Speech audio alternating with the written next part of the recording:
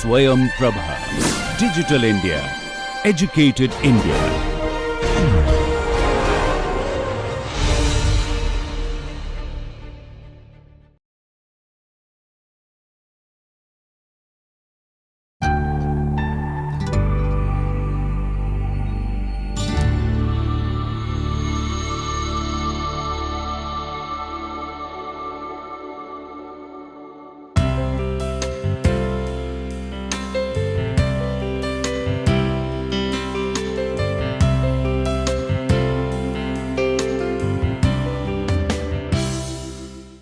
Good morning and welcome to the lecture series Introduction to Interaction Design. So, in the last lecture we had seen design and prototyping part 1, where we saw that what are the different stages required when we are designing. So, starting from ideation to mood boards to low fidelity prototyping, testing and other steps. So, today we will be looking at a case study which will help us gain a better understanding of the steps that we saw in the previous lecture. So, we will know that how it will all come together. So, what is the role of mood board, how will it help in the final design, or what are how do you identify the user goals, for example. So, now this is a case study where the website design for promoting tourism in Uttarakhand was the given problem. So, this work is was a part of submission for the subject interaction design, which is a subject in the MDes course or Master of Design course in Industrial Design at IIT Roorkee. So, this submission was given or submitted by my student Soumya Burman. So, I will also add a link of this, the Behance link, so you can also take a look at it later.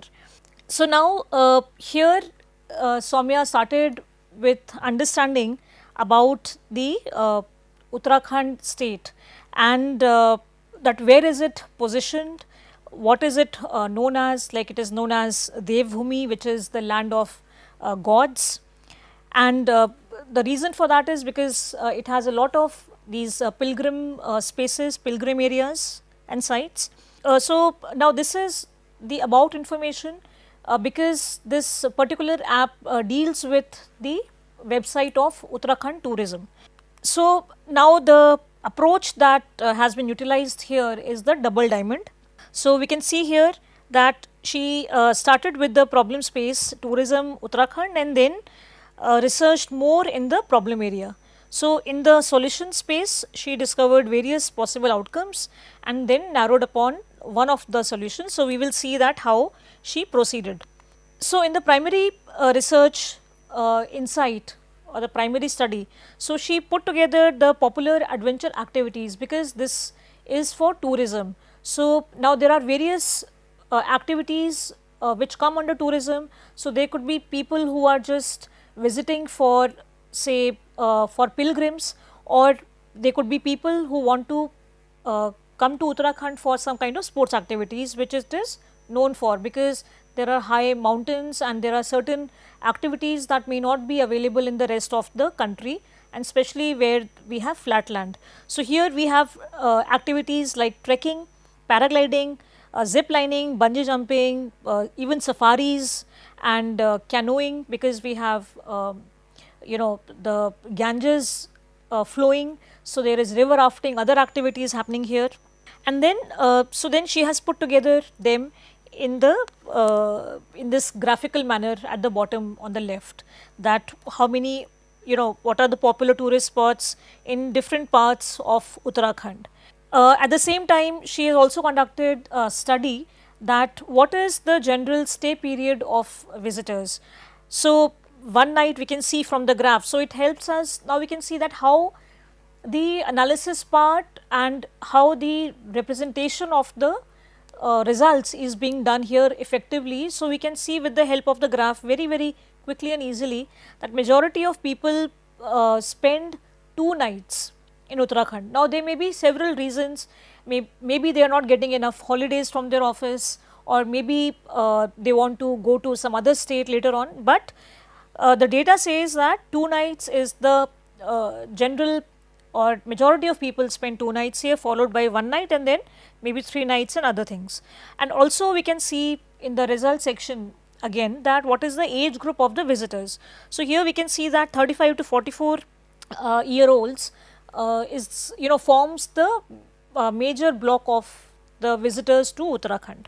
So in the secondary research that was conducted, so we can see that what are the other websites that exist. So now, because we cannot reinvent the wheel, so we have to design a website that will cater to something more, it will cater something special. So now these other websites that she has researched, we can see that she has also written that what was missing from this or some of the salient points. So it is less but efficiently categorized, like for example the Incredible India website. It gives language support and it mainly targets the international tourists. So it is basically like doing a small case study to understand that what are the positive aspects or which can be used, we can also use them, and what are the challenges or problems that we will need to avoid when we are designing our own work. Similarly, she has looked at the Morocco tourism, so where no translator is on the website, it is not impactful for the foreign tourists, and there is no variation in the itinerary. So now since we may want and it is actually quite true, because that international tourists visit India in large numbers, and that is also one of the major areas of resource that we gather from tourism. It is a big industry in India. So we would obviously want to cater to the needs of the international visitors also. And it is also true, I mean, we may have experience in our own lives as well, that when we are traveling to a foreign location, any other country or any other state where we don't have the same type of language that we use, or the culture is different, then there are certain challenges that people come across. So similarly, you can take a look at all of the other studies that she conducted.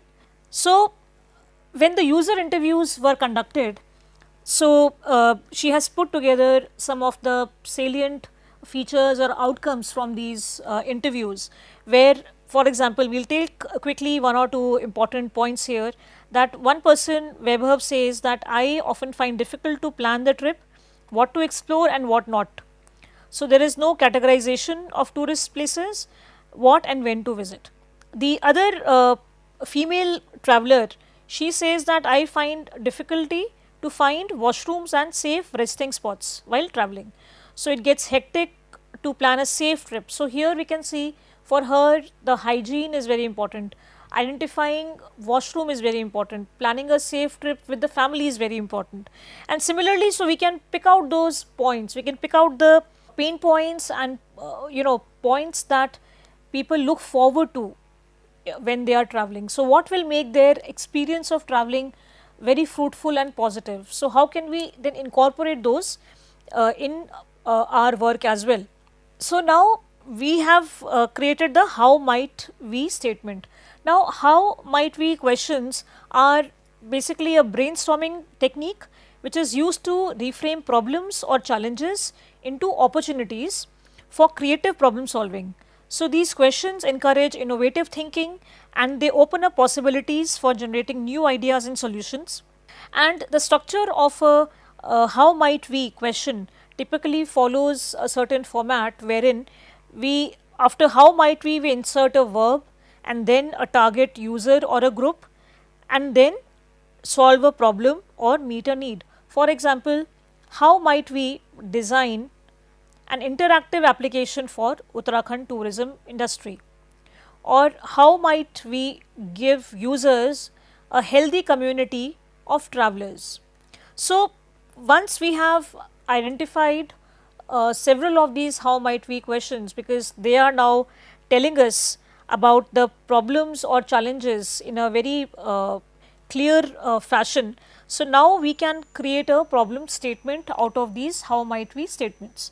So here the problem statement that Soumya has identified is that designing an application for the Uttarakhand tourism industry that helps users discover the undiscovered and focuses on customizable itinerary, reviews and participatory discussions of users to create a healthy community of travelers.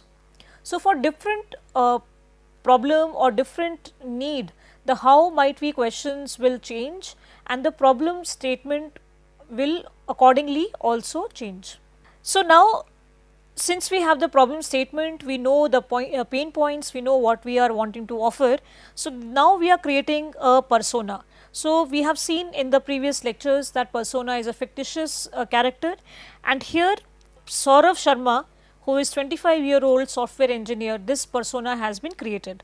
So, now we can see that what are his goals when it comes to traveling and what are the frustrations that he faces. So, let us take a look at the frustrations.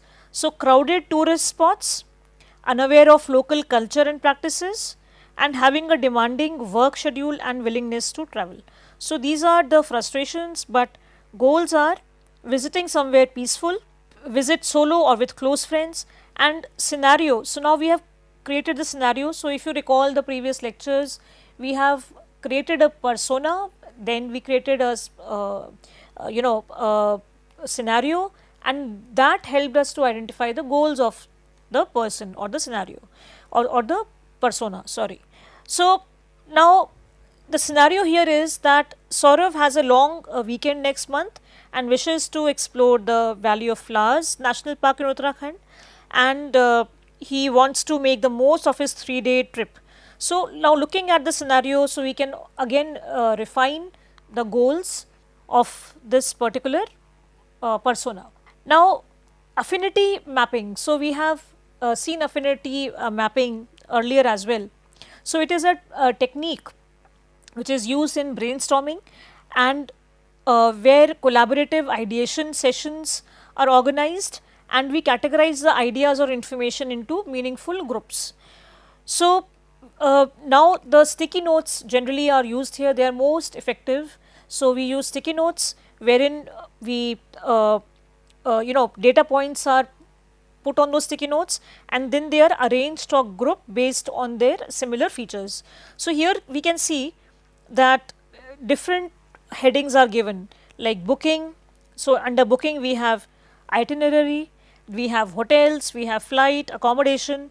Under filters we have, so of course you may have seen other applications also or websites where for example we are shopping for something, so there are several filters that are there. So, we can filter our choice. So, for example, if I wear a size 5 shoe, then what is the point of looking at shoes which are 7 or 8. So, then I will filter my option and look for only a size 5 shoe. So, similarly here also, like what could the user may be looking for. So, they may be looking for deals, special deals, or they may be looking at certain specific time of departure or arrival, or also the crowd ratio or whether it is safe for women, children. So, several of these things. So, now how this map was put together. So, we have discussed earlier also, but we can now see because an example is in front of us.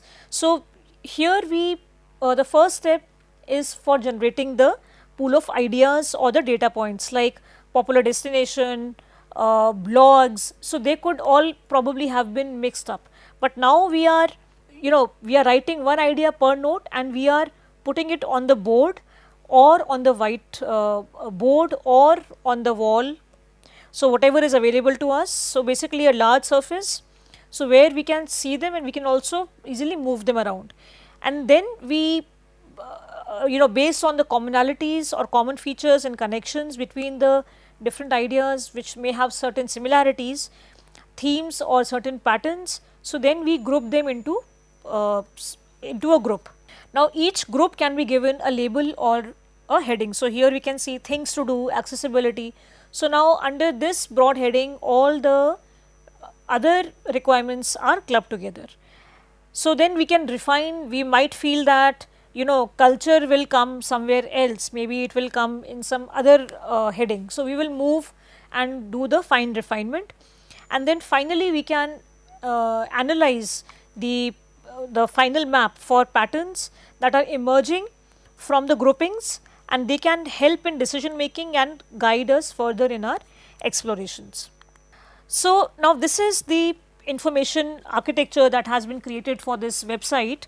So now we can see that once the user has landed, so there are certain information available to him like feed, search, messages, help and support. So this is an example of a basic information architecture. So which is basically the process of organizing, structuring and labeling the information that makes it intuitive and easy to navigate for users. So like we discussed in the last class also, that it has a certain hierarchy within a system. So the information is presented in a logical sequence. So organization and structure is important because this involves defining the main categories, subcategories and the overall hierarchy. Then the next thing is also the navigation design. So how do we design the menus, navigation bars and other navigational elements to support easy movement for the user, and how the user can orient himself in the space. And then another important is the search functionality. So how can users search for specific information within the system in a user friendly manner and they do not get frustrated in this process. And also the user flows, which involves understanding the user goals, identifying critical paths and designing clear paths for users to achieve their objectives. So in plan a trip, we can see here that we have itinerary, we have accommodation, we have custom travel guide, and under that in the booking section we have hotels, hostel, cabs. So there are several options available for the user to choose from. So this is a user flow diagram. So a user flow diagram is also known as a user journey.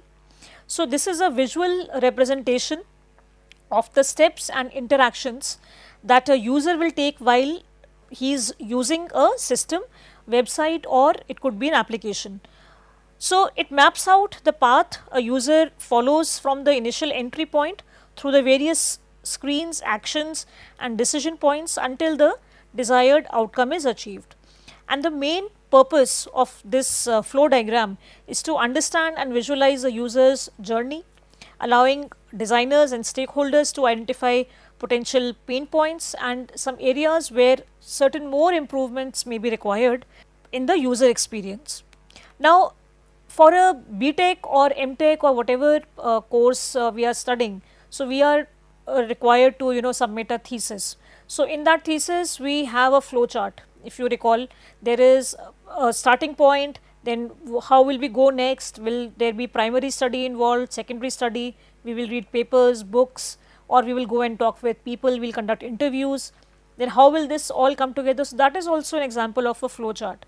So that helps the user or the reader understand that how this person has conducted his or her research. So how this thesis has been organized. If we place all the information haphazardly, then the person who is reviewing our thesis will be lost. But when it is placed in a logical sequence, so it makes it easy for the reader to understand that what was the aim of the study and how we proceeded with our objectives and methodology and how we achieved the final goal. So this is very similar in that fashion. So now once we have the user flows, we have done our basic study, we come to the wireframe exploration. So wireframes are visual representations or blueprints that outline the structure, layout and basic functionality of a digital interface or a product. So as I discussed a little bit earlier also, that at this stage we are not really concerned with the details or with the aesthetics, but we are concerned with the skeleton of our work. So these are, at this stage they are low fidelity designs and they are simple black and white, they could be grayscale, and they have simple shapes and placeholders just to show that what will come where. Like an image will come here, so we leave a space, but we probably will not put a image there. But because the main purpose of wireframe is to communicate and validate the layout, organization and the flow of the information within a user interface. So, the wireframes provide us with a very clear visualization of the structure, hierarchy and how the elements that are there, what kind of relationship they have within themselves.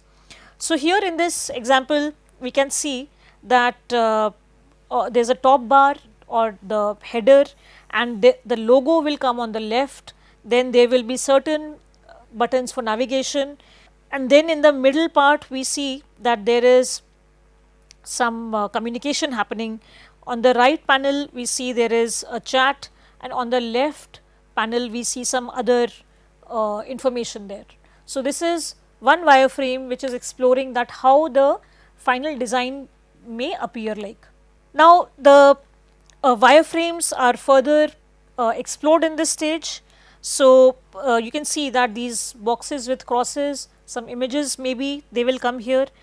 So, now on the right, the discover portal, here also we can see that the designer is thinking of placing a map somewhere, so that one can find that how much far away a particular activity is if they are planning to take an activity in their free time. So, again this is another wireframe for planning the itinerary, that what will the person do on day 1, day 2, and how can the website offer this traveler with an itinerary. Because sometimes, like we saw in the user interviews, that people say that it is a very time taking process, or they don't know what to do when they are visiting some place. So, now the designer here is considering giving that option to the travelers, that they can choose an itinerary. Day 1 you can visit place A, B, C, day 2 you can visit this, so that they have a very comfortable experience, and also the cognitive loading that we have discussed earlier, that how important it is to consider the cognitive load. So, even that is taken care of. Now, usability tests and insights. So, we have seen that this is a method used to evaluate the usability and user experience of a product, system or a website.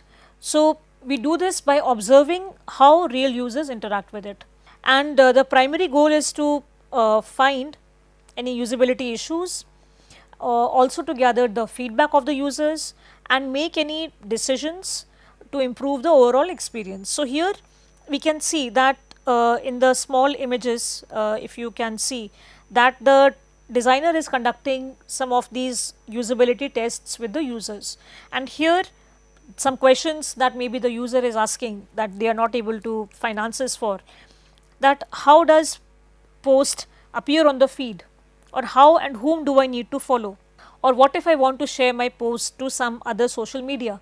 So, these might be some questions that the designer did not consider in the initial stage. So, now this gives them a little bit of a direction that, oh, I missed this information. Like for example, discover section looks pretty good, but its placement on the website on the web page looks off. So, now the designer may also agree with that opinion of the user and may considering changing the direction. So, this is an example of how for this particular exercise these questions came up when the user testing was going on. So, now once the testing is done, so like we discussed in the previous lecture, that now we will come up with the final wireframe. So, now we can see that the heading in top header and the side navigation bar are divided, so that the user can get better access, he can quickly access the navigation bar. Then some breadcrumbs for website navigation is added. So, we can see here that there is a feed and then we have an arrow and a discover. So, now the user will know that where is he or she in that entire website. So, they can always track their steps. So, they know that okay, I entered the feed and went to discover, then I went to this stage. So, just like breadcrumbs.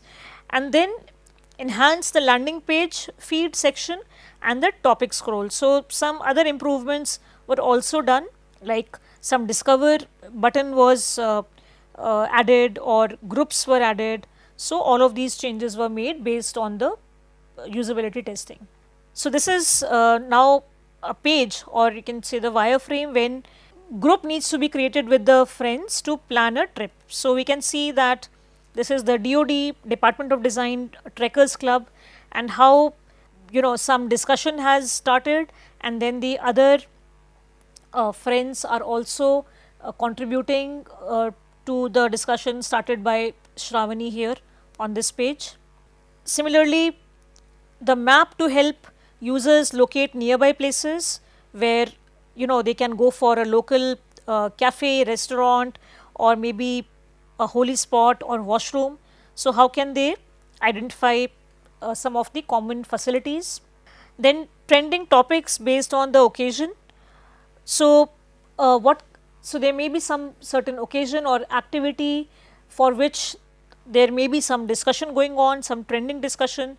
So, one person has started, and then how the other can follow. Okay, and maps to help users locate nearby places like local cafes, restaurants, parks, or washrooms. So, this will help them access them easily, these facilities. They can see themselves where they are on the map, and then they can also see how far away they are from the facility that they are looking for. So, now this is the mind mapping technique. So, mind mapping technique is a visual technique which is used to organize and represent the information, ideas, or concepts in a hierarchy. So, we have discussed this also in the previous lecture. So, I will quickly summarize this mind mapping technique, where we start with a central idea. So, we begin by identifying a central idea, topic, or problem that we want to understand better, and then we branch out from here to create branches which are radiating outwards, and each branch represents a main category, subtopic, which is related to the main topic. So, finally, we add sub branches or nodes. So, for each main branch, further we expand by adding sub branches or nodes. So, we can use visual elements like colors, icons, images, or symbols to enhance the visual appeal and make these connections. So, once all that work wherein the wireframes and mapping has been done, so now we are coming to a visual identity, that how will our final design appear to be like. So, visual identity refers to the visual elements that represent a brand or organization, and they create a consistent and recognizable visual presence. So, we use design elements like logos, typography, colors, and other visual elements that work together to communicate the brand's personality and its values and messages to the audience that we are designing it for. So, here we can see that how the color, the mood board, the color palette has been decided, how the text is being explored, the font is being explored, that what will go well with this particular imagery. So, this is, and then what kind of images. So, collection of these photos that will be attractive, will help the users see that what they are getting into.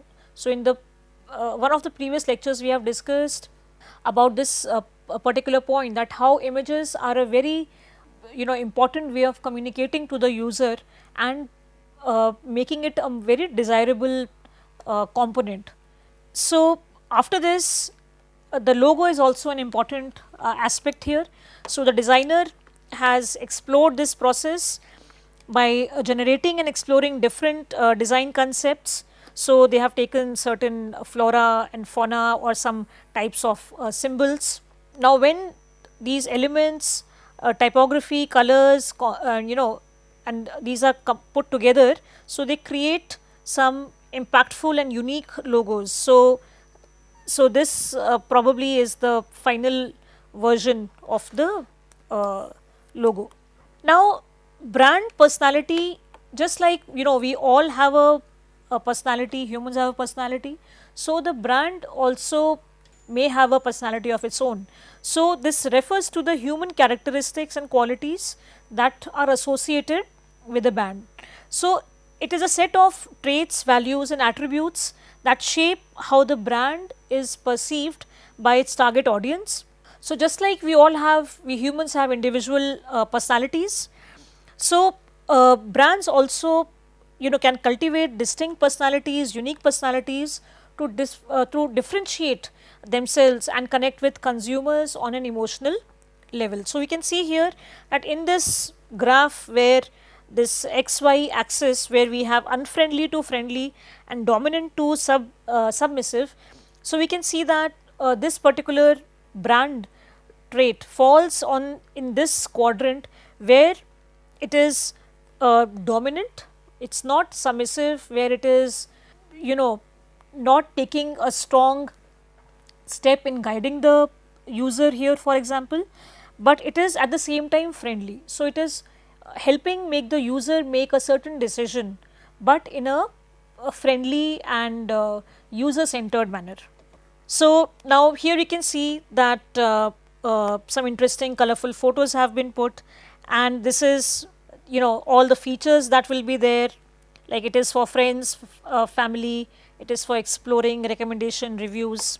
And so finally once we are done with that part, then the user interface exploration will begin. So user interface exploration refers to the process of experimenting with different visual designs and interface elements which create user friendly interfaces. So here we will explore various design concepts, layouts, typography and some other interactive elements, and we will find that which is the most effective and which is the most aesthetically pleasing.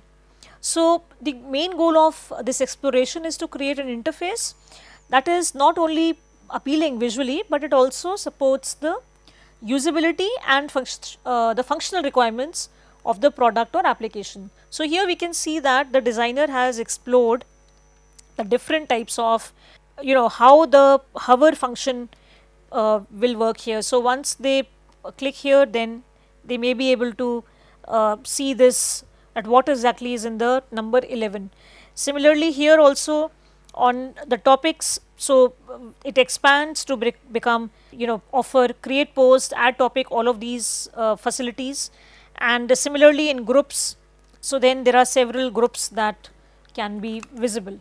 Now here also we can see that the designer is exploring the next user interface exploration, that how the chat function probably may function, how will people communicate with each other. And then here say the footer, what all information will come in the footer here, then how will somebody sign up, so what all information will be required, where will this space pop up from.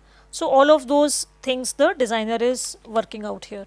So how to organize the chats, so now the landing page, so where create a post and view posts based on topic and people you follow. So there is also a function or a facility for someone to follow a traveler.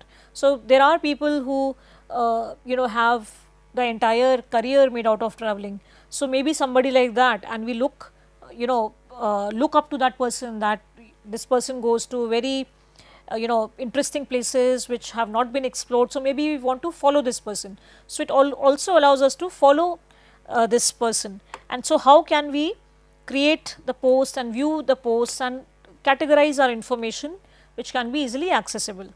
Then continuing with this, that for example here the automatic slider, so this will keep on displaying that what are the prominent features, then here in the discover section, that what Uttarakhand has to offer. So on hover this interaction will work. So once we hover here, then we will get some more information. And posts from, we can also add posts from the Instagram handle. So a lot of flexibility has been provided here, so that the user can link their several of their handles and make it a very interactive and personalized space. Now here we can see that what is trending this week, this has been shared, and how people are communicating. Maybe some some occasion is happening, maybe there is some kind of a festivity in the state and people would want to go and visit. So similarly some other ways that how we are hovering and then what is happening, how things are opening up. Like for example, this we want to see the who is this person. So when we hover on this, we get more expanded information about this particular user. So features like this or the map. So now if one wants to add some location, so they can add some other information, and these drop down menus will give more options. So all these details have been worked out. So for the itinerary, that how can we plan the trip for the users. Then coming to the UI exploration 3. So now this is another exploration where they have explored different types of illustrations, taking inspiration from these natural images and coming up with more illustrations. And then this is the landing page where we can see that how some of these illustrations are taken, the inspiration is taken from the nature of Uttarakhand, and here as well we have taken inspiration. This is the logo that we started with, so it has changed a little bit of its final shape. And previously what we were exploring here, these particular illustrations, now they have converted into unconventional button designs. So we are not used to probably seeing such buttons, but then we are trying to integrate nature or the elements of nature here. So now these will act as the buttons. So today we saw this case study, that how now all of this data that we gathered, the insights that we got from the user, and also the other explorations that we started about the user needs, user goals, and then coming on to the board, starting with the group activity with our brainstorming and ideation exercise, and then going on to the paper and pencil, and then preparing the low fidelity prototype, testing it, high fidelity. So we saw today the example of the case study, that how it will appear when all of it is put together. And then finally, once we are satisfied and there are no bugs or there are no inconsistencies or there are no issues or challenges that the user is facing while using it, then we can go ahead and develop it so that it can be accessible by the public. So we will stop here today. I will see you in the next class. Thank you.